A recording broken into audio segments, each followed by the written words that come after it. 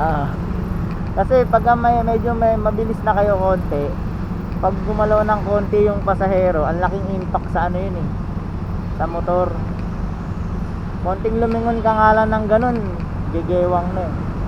Kaya usually sinasabi talaga ng rider na may lakas ng loob medyo lumapit sa driver.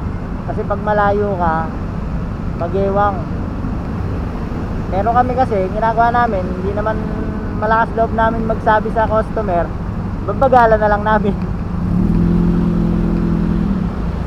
Nakakaya rin naman magsabi, baka mamaya ma-misinterpret eh. Oh.